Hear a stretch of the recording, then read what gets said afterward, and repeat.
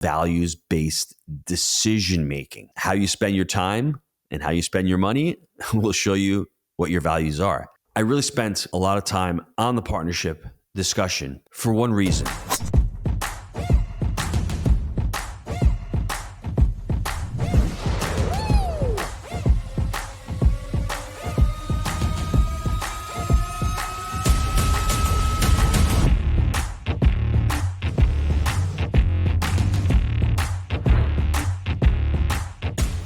Hello and welcome. My name is Gino Barbaro, one of the co-founders of Jake and Gino. And in this how-to, we are going to be discussing how to select your partner in real estate.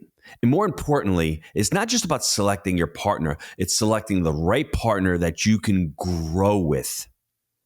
Now, one of the very first things that we discuss and we talk about in the Jake and Gino community, and we are starting to partner up, I think even when you're making any decision in life, to me, it comes down to what my mentor taught me. It's called values-based decision making. Every time you make a decision, it needs to be based upon your values.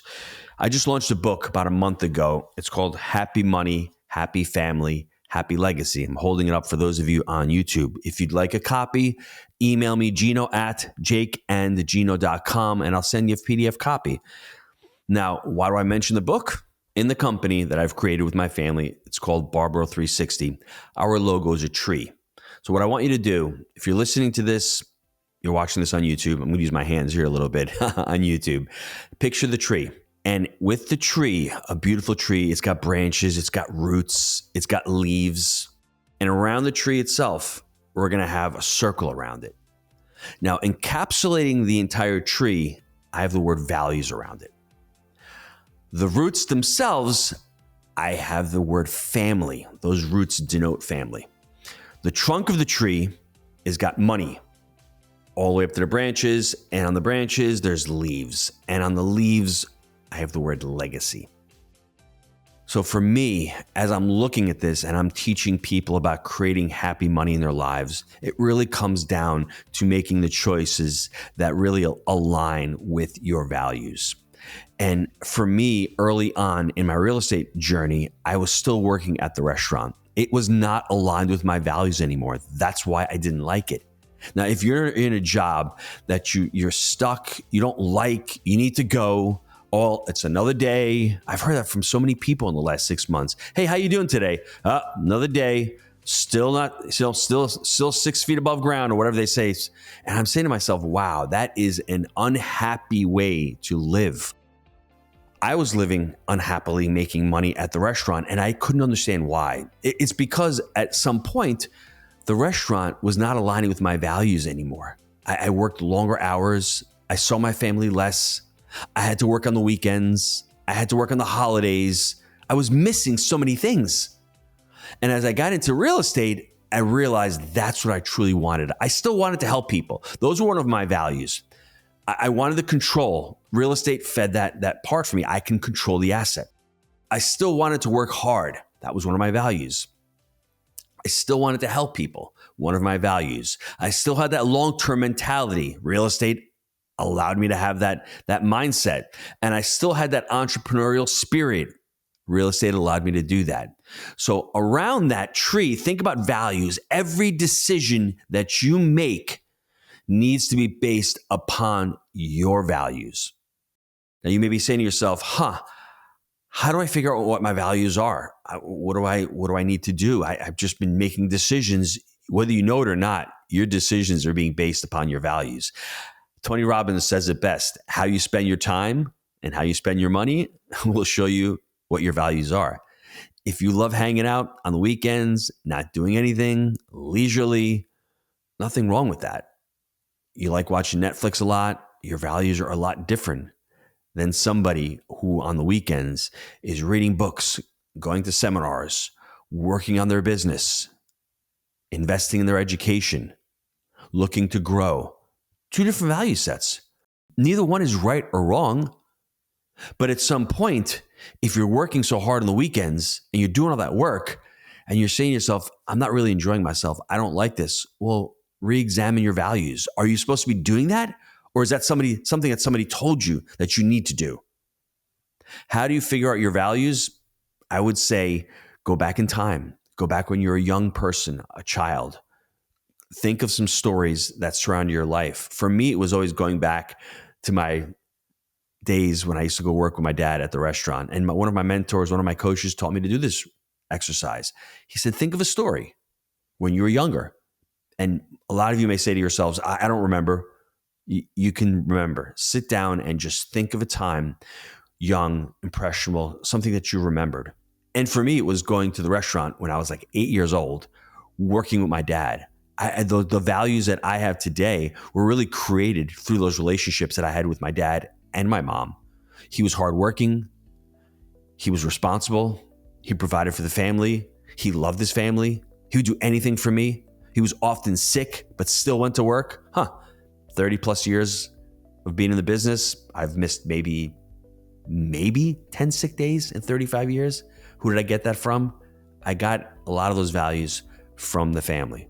So what I want you to do, look up, go to Google. You can even Google yourself. Google the word values and see all the values start popping up. And start circling maybe 10 that you think you align with. And one may be adventure. That's a great value. You want adventure in your life.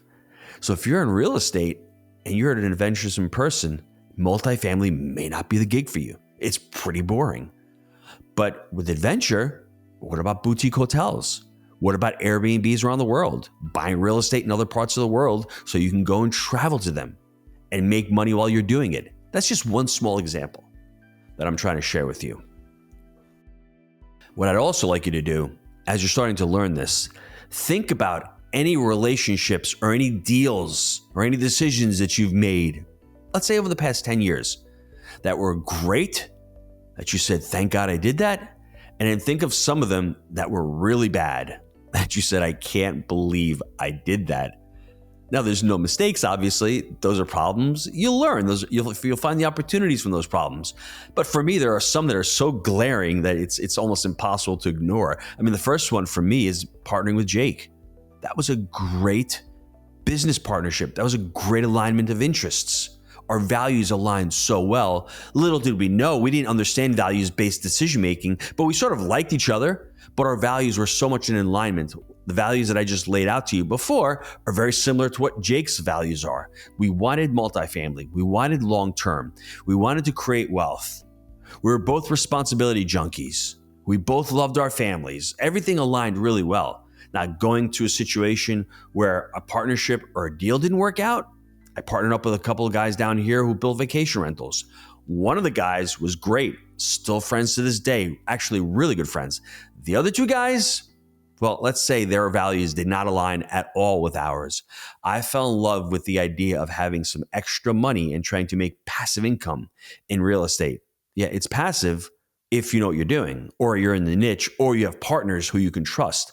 These two, I mean, it just didn't work out, to say the least. And when I look at that, it was based upon values, and our values did not align, and I made decisions that were incongruent with my values. Start assessing the decisions you've made and see, do they align with your values? Very simple for me also. The reason why when I started the Jake and Gino community, everyone said to me, you need to go speak on stages. You need to go to as many seminars as possible. You need to get your name out there. And for a few minutes, I sat there and I said, that'd be really cool if I could become world famous. I'd be so much fun.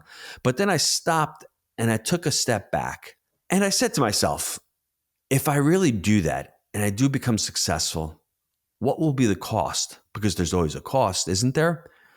And I said the cost would be I'd be home a lot less. I'd have a lot less connection with my family. Isn't that why I was leaving the restaurant? So I'm leaving one venture to jump into another venture. So I found another way of trying to grow and build the Jake and Gino community. I actually had my family come to a lot of our events, which is really cool. But as you're making these decisions, think about what the consequences are. If I had said yes to that, then I would, and more importantly, if and when I'd become successful doing that, would it make me feel successful? Would I derive happiness from that decision?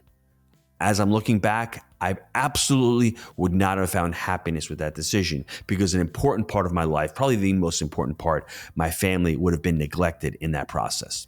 I think the first thing that you need to do when you're thinking about jumping into a partnership with somebody else, you need to look inward. You need to see what your goals are. You need to see what your values are. And they need to align. There needs to be an alignment of interests with your business partner. Now, you may be saying to yourself, hey, I'm only going to do one deal. Fine. You're still in it for one deal. You're still married for that one deal. And this may be also very relevant to a person who is a limited partner and going into a deal as a limited partner into a sponsored deal with general partners. It's still the same thing. You still have some type of partnership. You still need to understand what your goals are with your money, what your values are with your money, and how do they align with that sponsor. Now, for Jake and myself, once again, our goals were very similar. We aligned very similar with our values. We wanted to see the same results. Once that occurs and you feel good about that, the second thing is let's set expectations on the partnership. For Jake and myself, early on, he was the boots on the ground. He would manage the deals if and when we bought them, but we would pay him a management fee. So it's interesting. We have a partnership. He has a management fee coming. He's getting paid before the partnership does. There may be some friction there. There may be some months where he's working hard and we don't make any cash flow, but he's still getting paid. You need to set those expectations. He's doing all that work while I am the business end of the business. I'm really doing the bookkeeping. I'm doing the asset management. I'm negotiating these deals. I'm really figuring out the credibility book. I'm talking to other vendors. Expectations need to be set crystal clear. When you create an operating agreement, make sure everyone understands what they are supposed to do. Next thing, this third one may be obvious, but sometimes it's not. I just think you have to like your partner. If you don't like the person that you're working with or for, then you're not going to put your all into it. I truly like Jake. Great guy, great family guy. Once again, I admire his values. He's such a hard worker. And this leads me to the next one. Well, as number 3 is like him. If you can't have a beer with the person, how are you going to go through difficult times with that person when they do hit? Because I will guarantee you, if you're buying a real estate deal, a property with residents, anything with moving parts, there will be tough times. Everything's going great. We all like each other. When times are tough, it's time to buckle down. Now, this next one is crucial. You need to work really hard for your partner. When something does go wrong, you can't make excuses and say, hey, I had to go away today. I couldn't make the meeting. You can't do that to your partner. We tend to let ourselves down, but we cannot let the partner down, because then you start doing that to him or her and they will reciprocate and start letting you down. Remember, number 2, set those expectations. Once you set them, you have to stick to them. And I can tell you over the last 15 plus years, Jake has never let me down. We've done so many different things. I'm having Jake and Gino events. He drives down to Florida. He needs me to come up on the week of December 18th. I'll never forget it. It was the week before Christmas. It was the Monday before Christmas. I had to get on a plane. And he told me this the Friday before. He says, Gino, I need you to sign these. The bank needs wet docs. I'm like, really? Got on a plane Monday before Christmas, flew up there, signed 2 pieces of paper. Actually, more than 2, but signed some paper, got on a plane, flew back down. I couldn't make any excuses to say, oh, well, you know what? I don't have time this week. Christmas is upon us.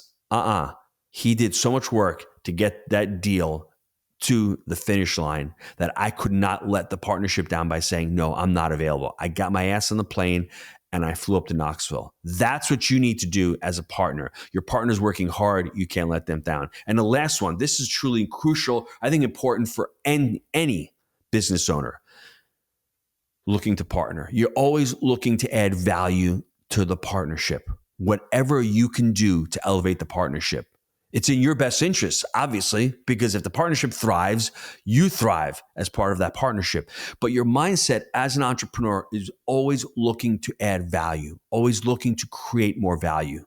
Because money, all money really is, as I write in the Happy Money book, it's really a value transfer. The more value you create, the more money you make. The more money you make, the more people you can impact. That's really what it comes down to. Money is a result of value creation. And as you start fleshing it out, I really spent a lot of time on the partnership discussion for one reason, and I think one reason only. It's because multifamily is a team sport. It's so difficult to do this business on your own. I did it on my own before I met Jake. And we always joke around. It's the I'm a person. I'm going to do this. I'm going to do that. IMA is going to get burned out. You can't do it all alone. That's why it's crucial to find somebody who is aligned with you, who wants to achieve the same goals you want to. And listen, at some point, the partnership may grow apart. You as a partner may say, hey, I'm done doing deals. Your partner wants to continue along.